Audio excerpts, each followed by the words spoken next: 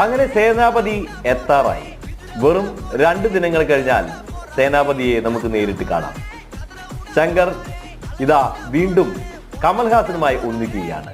കമൽഹാസനോടൊപ്പം അദ്ദേഹം ആദ്യമേ ഒന്നിച്ചത് 96-ലാണ്. 96-ലെ ഗംഭീരമായിട്ടുള്ള വിജയം തന്നെയായിരുന്നു അക്കാലത്ത് ഇന്ത്യൻ എന്ന ചിത്രം നേടിയെടുത്തത്. സേനാപതിയുടെ ആദ്യ വരവിൽ തന്നെ ചിത്രം ആളുകളെ വളരെയധികം ആകർഷിക്കുന്ന ഒന്ന് തന്നെയായിരുന്നു.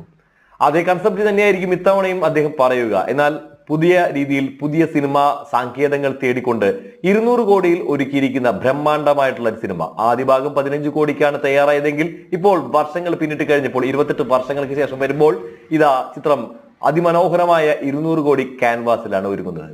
നാളെ മുതൽ ചിത്രത്തിന്റെ ടിക്കറ്റുകൾ ചൂടപ്പം പോലെ തന്നെ വിറ്റഴിയുമെന്ന് തന്നെയാണ് പ്രതീക്ഷിക്കപ്പെടുന്നത്.